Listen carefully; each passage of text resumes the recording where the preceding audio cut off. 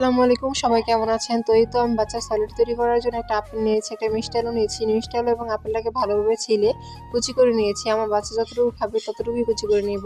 আপনার বাচ্চার চাহিদা অনুযায়ী আপনারা কম বেশি করে নিতে পারেন। তো এই তো পানি দিয়ে একটা হাঁড়িতে সিদ্ধ বসিয়ে দিলাম, ঢাকনা দিয়ে ঢেকে দিয়েছি। এই তো সিদ্ধ হয়ে গেছে। তো এখন আপেল এবং মিষ্টি আলুটা একটা চালনিতে চেলে নিব। তো এই তো চালনি দিয়ে চালা হয়ে গেছে। আপনারা কিন্তু এভাবে আপনার বাচ্চাকে খাওয়াতে পারেন। তো আমার বাচ্চা যেহেতু এভাবে খাবে না, তার জন্য আমি এখানে ফর্মুলা মিল্ক ইউজ করছি। আপনারা চাইলে ফর্মুলা মিল্ক না দিয়ে বেস্ট মিল্কও দিতে পারেন। আমার বাচ্চা যেহেতু বেস্ট মিল্ক পায় না, তার জন্য আমি ফর্মুলা মিল্ক দিয়েছি। ফর্মুলা মিল্ক দিলে কিন্তু স্বাদটা একটু বেড়ে যাবে এবং একটু মিষ্টি মিষ্টি ভাব আসবে।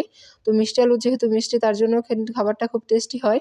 এরপরে চামচ দিয়ে আস্তে আস্তে নেড়ে নেড়ে পুরোটার সাথে দুধের সাথে মিশিয়ে দিতে হবে। তো আপনারা কিন্তু সবাই চেষ্টা করবেন বাচ্চাদেরকে এভাবে খাওয়াতে। তো মিষ্টি আলুতে রয়েছে প্রচুর পরিমাণে ভিটামিন। মিষ্টি আলু ওজন বাড়াতে সাহায্য করে, দৃষ্টিশক্তি বাড়াতে সাহায্য করে, রোগ প্রতিরোধ ক্ষমতা বাড়ায় এবং হজমের সমস্যা দূর করে। তো আপেলও রয়েছে প্রচুর পরিমাণে পুষ্টি উপাদান। আর রোজ একটি করে আপেল খান, ডাক্তার থেকে দূরে থাকুন।